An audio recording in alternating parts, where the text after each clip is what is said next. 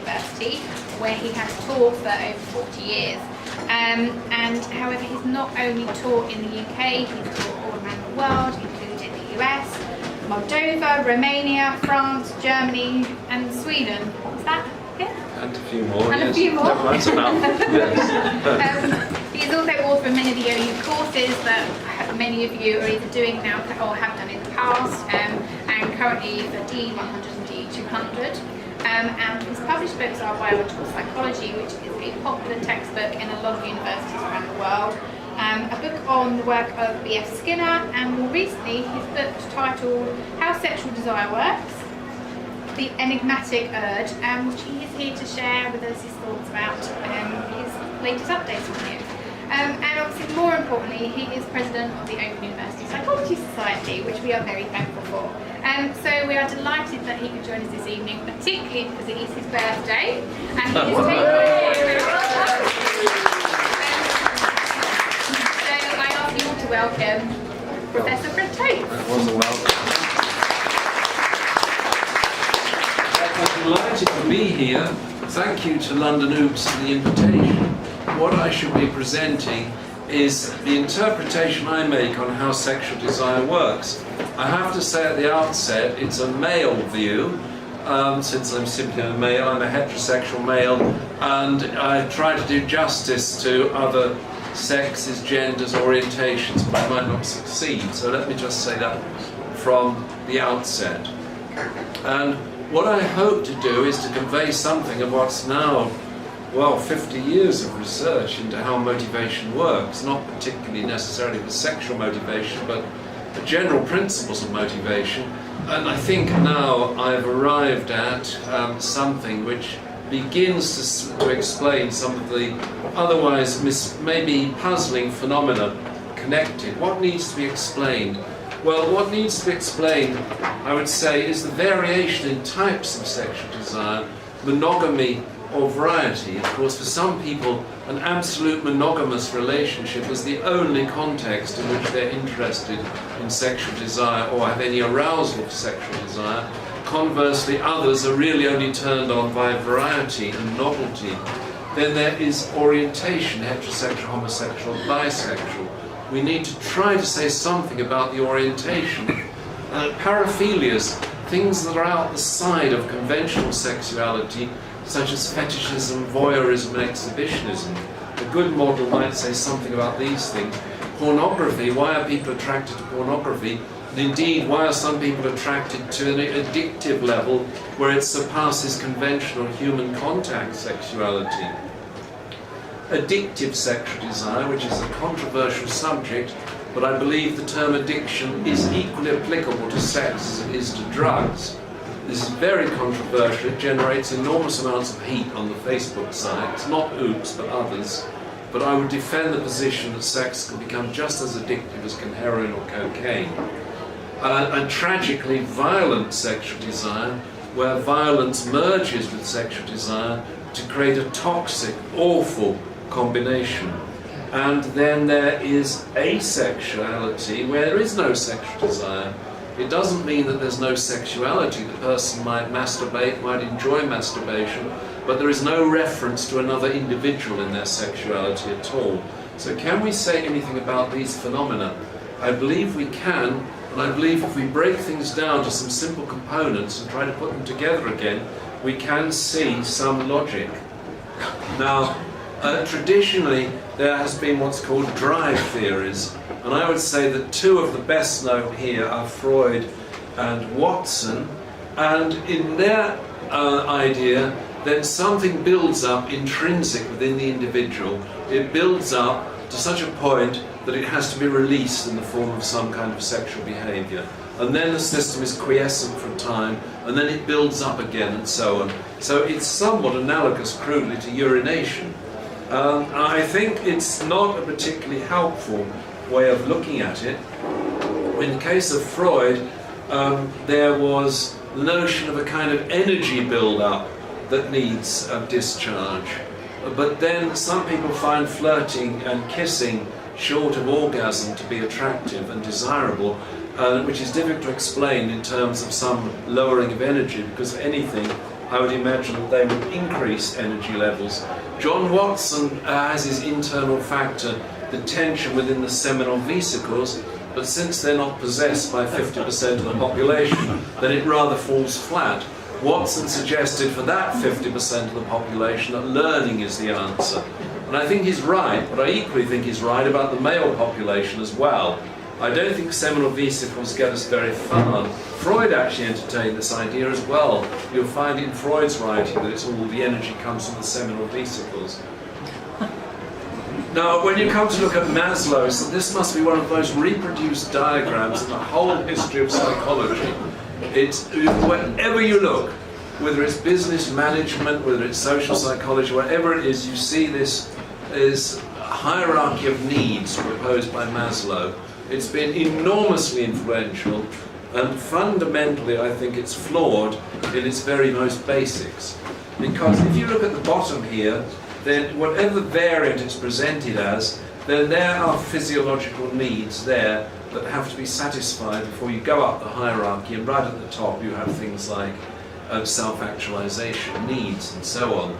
Where I think it's fundamentally flawed is that sex is just not like eat, breathing, food, sleep, excretion.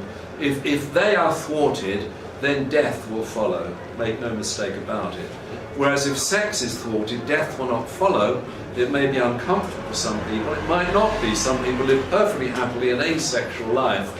So there is nothing really going on as terms of physiological disturbance in their bodies. So I think it's fundamentally flawed, and I think that for some people they would put love, belonging down there. I think that Maslow read too much Freud and took it too seriously. I think that here women going into prison don't tell you the first thing they'll miss is sex. They tend to tell you it's their family and their social bonds is the first thing they'll miss. So clearly there's a lot wrong with this hierarchy of needs here. What I think with sex is, here is an American author, Peter Trachtenberg. I was intolerably drawn to other women, some I knew and some I just glimpsed across a subway platform on my way to work. What overcame me in their presence left me trembling. God knows what those women thought when they saw a strange man gazing at them with such waif-like yearning. What I think Trachtenberg is illustrating here very well is that it's not a physiological disturbance that is disturbing him in the sense of something within the body outside the brain. Rather, it is the attraction of novelty, because he was already in a relationship, but he was being tormented by the sight of women on the opposite platform on the New York subway, which he articulates very well. So I think that this is the nature, it's a psychological, and it can even be, as I say in a moment, a kind of psychological homeostasis, but not physiological. What I want to propose is an incentive-based model, but I want to also talk about sexual arousal plus a hierarchy of control, and I think that gives us a purchase on this. Triggers to desire in these terms are incentives. There are things out there in the environment, food, water, drugs, in this case sex, a sexual partner, conditional stimuli associated with incentives, classical conditioning. So what arouses sexual desire is things like a perfume that's been associated with sexual desire in the past. Cognitive representations of incentives, we carry them around in our head. We don't just feel desire when we see an attractive other, we have a representation of the attractive other in our head. And meaning attached to incentives. This is another factor I will emphasize. Uncertainty and its resolution is a powerful aphrodisiac for some people. Putting in a situation of uncertainty about does he, doesn't he, does she, doesn't she show an interest in me, and resolving it, that can be a powerful aphrodisiac. So the incentive theory that I propose as an alternative to drive theory puts the emphasis upon the external world. So if there is hyposexual desire, I'm not looking for some low energy level within the individual. I'm looking at a history of learning. The person has learned by their experience that sex has not brought them much joy in the past, and hence they've devalued it. Conversely, with hypersexual desire, as in addiction, I'm not looking for some internal factor, some set point that's turned up to too high a level. I'm seeing a history of learning where sex has solved problems in the person's past. They've engaged in sexual activity, it's brought some enormous boost to their standing, and that therefore it has been highly valued. And this has a practical application, because when Viagra came out, there was talk about devising Viagra for women. You don't hear anything about it anymore. So it was said that women with hyposexual desire, if only you give them Viagra, they might become normal, if not hypersexual. It's been a complete failure, because in my view it's looking in the wrong place. It's looking at the internal plumbing of the body, whereas the problem with hypersexuality is a learned history of bad associations. And turning up the plumbing is not going to solve it. I'll say more about this in a while. Now, central to all this is the work of my colleagues in the United States. Jaak Panksepp is tragically not with us anymore on this earth. Ken Berridge and Terry Robinson, University of Michigan and Bowling Green State University, Ohio, particularly Robinson and Berridge, they identified two principal motivational pathways. There's this one here, which is termed subcortical. It's shared with non-human species. It's much the same in rats and dogs and humans. And it is the wanting pathway, it's the urge pathway, it's the thing that pulls us to incentives. And it's perfectly general, no matter what the incentive, that pathway is activated if you're being pulled towards it. Then you have a higher level pathway, mediated by the prefrontal cortex here, that can both exert excitation and inhibition. That's the high level conscious control. This one is largely mediated at an unconscious level, though the products become conscious, but the urge can arise completely unconscious, even by subliminal presentations of an attractive image. The person's urge can be triggered. So this one then is excitation. This is refined, this is crude and basic. This is system 1 here. This is system 2, the sophisticated, consciously driven system. Now there is spillover, because since I propose there is a common incentive pathway, then if that pathway is triggered in some way and it can't be fulfilled, then it's spilled over somewhere else. And advertisers may know nothing at all about dopamine, but they certainly know about how to use that pathway to their advantage. So in a case like this, clearly for most males, if not all males walking past here, what is on offer here is quite unavailable. What is here is available, but their checkbook can't usually afford it, but they forget that at the time, because the spillover of excitation from the women to the car is so strong that they tend to sign up, swipe their credit card for the car. It's well known. So this is, I think, the basis of this is a common dopaminergic pathway which serves any craving, any urge, but different things get access to it. So when the system is sensitized to sex, as in someone who is hypersexual, this is this basic dopamine pathway here, and you have various candidates for control, and when sex is dominant, then I've indicated this by a thick arrow, it tends to have privileged access to this pathway here. Others can be devalued. Matter might not be devalued, but they can be devalued. Current thinking in autism research, to some researchers, is that the social is devalued in the case of individuals with autism relative to the others, but that is controversial. This takes us a bit off our subject. Bringing different areas of research together, sexual incentive process interacts with other processes. There's not a single one-to-one link between motives and incentives. Sex is interactive.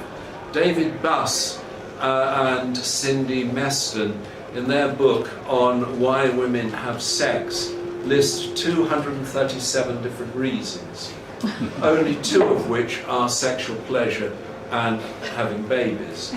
That still leaves 235 unaccounted for, and these vary from the altruistic, since I saw the guy sitting there all evening and no one would look at him, to the somewhat less altruistic, that I wanted to hit back at that bitch because she slept with my guy. To get rid of a headache, to feel good about myself, to social standing, to being part of the club. All of these reasons, that's only exhausted about 6 of them, there's still 231 to go. My hunch is that a male, equivalent male book would be much shorter. Now, sexual desire doesn't exist in isolation, it interacts with other desires, and here is one, attachment motivation. This is a strong one for people in monogamous relationships. In fact, they could be quite conditional that there is such an association before feeling any desire whatsoever. They are 2 distinct systems though. Freud got this quite wrong. They're quite distinct systems, and indeed, one of them could be homosexual and the other could be heterosexual, or vice versa. So they're 2 distinct systems. They normally lock into interaction so that the same incentive for romance is the incentive for sexual desire as well. They're normally locked into an integrated system there, with oxytocin probably mediating the link between them. Another one, sadly, is this one, where the power dominance motivation, this is a male thing, it's possibly a female thing too in some cases, but if it is, it's not been acknowledged in the literature. But there is definitely a male thing. Males who are turned on by dominating females tend then to lock this interaction with their sexual desire, with, of course, tragic consequences in some cases. Here is another one where 2 distinct systems can lock interaction. Drugs. There can be a deliberate maximization and cross-triggering, and the drugs that are the most potent aphrodisiacs are the ones that have a direct action on dopaminergic systems. Most obviously cocaine and methamphetamine. Methamphetamine is a favourite. It might be also in the heterosexual community, I guess it is, but it's certainly established its reputation in the United States in the gay community as the drug of choice, as an aphrodisiac, which not just creates a wanting, it gives enormous stamina as well to keep going through marathon orgies of sexuality, and it also turns down the assessment of risk. So guys in this situation tend to run high risks. Cannabis is a mild aphrodisiac. It acts on both the liking and the wanting systems. It's cross-triggering there. So if someone's being treated for combined drug sex addiction, you need to treat both addictions. If you don't, if you treat just one, even if you appear to be succeeding with it, then the moment they get the stimulus of the other one, it will set it off because of cross-triggering. Hierarchical control I'll speak about in a moment. Evolutionary psychology is relevant. Excitation and inhibition are both relevant here. Some organising principles now. Incentive motivation. My colleagues at the University of Michigan distinguish between wanting and liking. There they greatly improved on my model, which they based their work on, but they greatly improved it. I had wanting and liking sharing common machinery, but they split them apart and showed that they really are quite distinct machineries underlying wanting and liking. They normally vary in harmony with each other. What you want, you like, and what you like, you want. But there can be a dissociation, and they have established... Could you distinguish what you mean by wanting and liking? The amount of effort you're prepared to exert to get to a goal. In the case of a rat, the number of frequency of presses in a lever box to get to food, say, whereas the liking is actually the reaction to food once it's in the mouth. So it is roughly the old appetitive consometry you might remember from early days of psychology, with the ethological approaches. So wanting, according to my colleagues, there's very good evidence now, is mediated via dopamine, whereas liking is mediated by natural opioids. Wanting, this dopamine is a common currency. Any want is mediated via dopamine, which begins to explain how they can interact and go towards a goal driven by various contributory factors. So this model of incentive motivation provides a unifying principle across motivations. Some of them are homeostatic, like feeding and drinking. Some, like sex, aren't. Some, like drugs, are quite artificial. But nonetheless, they all follow incentive principles. And here, the way feeding and drinking work is that a nutrient deficiency sensitizes the incentive pull of food. Fluid deficiency sensitizes the incentive pull of water. Drugs, there can be a withdrawal effect. They'll become particularly attractive at times of withdrawal. Now, hormones sensitize sexual incentive and thoughts of incentives. So that's somewhat like the nutrient deficiency and the fluid deficiency. However, it is different in that you're not homeostatically regulating the sex hormone level, and if it gets out of kilter for whatever reason, it's not fatal. In fact, you don't need the sex hormone, you can live perfectly well without it. So that's an important difference here. Anticipation of hedonism, I would say that any motivation, an important part of it is the anticipation of hedonism. Sexual behaviour can be, of course, motivated by an anticipation of hedonism, but in this case I would suspect that the girls are more motivated by drug hedonism rather than sexual hedonism. It's where's the next fix going to come from, with very often tragic consequences, as in the case of, say, the Suffolk Ripper. They'll get into anybody's car to get their next fix, but they're not obviously not motivated. So this is why the sexual behaviour itself, the number of outlets, doesn't necessarily reflect on sexual desire.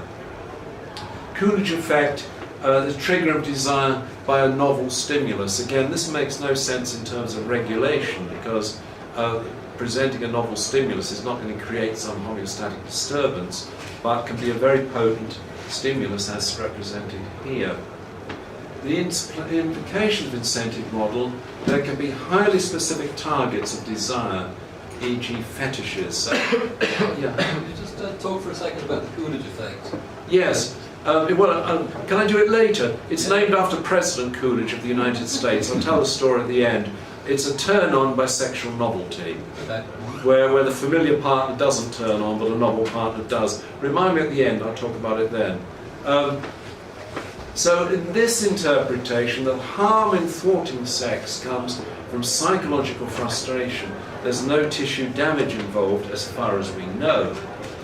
And again, where Freud got it wrong, Freud saw both masturbation and fantasy as in some sense substitutes for the real thing. But this is fundamentally flawed, because often both fantasy and masturbation can be high at a time of high sexual activity. Meeting a new partner, for example, and sometimes it can be low at a time when there's no sexual outlet. So that it doesn't work. It does fit very well in incentive interpretation. Triggers to fantasy. Automatic intrusive. So one can be walking down the street and not looking at anywhere in particular, and suddenly images of sexual desire can come into your head, particularly if in the past they've been associated with relief of tension of some sort, with an improvement in mood, then they can come into your head. Deliberately conscious, of course, you can deliberately incite them for whatever reason. You might wish to masturbate with them. You may be with one partner and find not particularly exciting, and you wish to fantasize about a different partner. And that's one thing. Woody Allen said that you tend to find a better class of person with masturbation. They can be externally triggered. The sight of someone in the street who is sexually attractive then can of course run off the whole sequence of whatever you wish to do with this someone. Sexual arousal triggered. You can wake up in the middle of the night feeling sexually aroused, and then that triggers fantasies appropriate to the sexual arousal. And what we find with fantasy is that these same basic dopaminergic systems, including the low-level system, is active both in fantasy and in actual stimulation. So fantasizing about someone is much the same as far as dopamine goes as actually seeing them, being with them. And this has a clear forensic implication, because what I suggest is happening, sex offenders to a man, and they almost always are men, fantasize a great deal.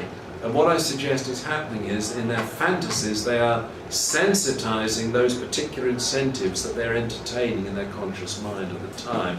And so in a forensic setting, the staff in a forensic prison situation are very vigilant about the kind of fantasies their prisoners are holding, because They're not some innocent byproduct. They could well be integral to the whole motivational process.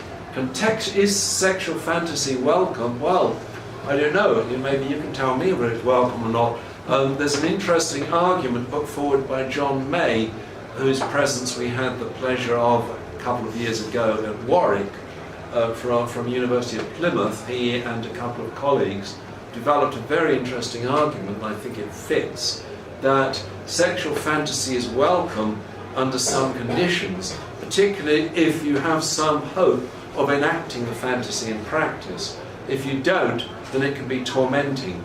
And there is an interesting article written by a sex-linked serial killer, Michael Ross, that was published in the journal Sexual Addiction and Compulsivity. He was the last prison to be executed in Connecticut. And he wrote this article about his sexual fantasies and how they tormented him in prison. Well, yes, of course, I can understand they would, because he couldn't enact them in prison. Whereas when he was free, I doubt very much whether they tormented him to the same degree, particularly if he felt he got a victim lined up. It's the most horrendous subject, I know, but it's worth investigating.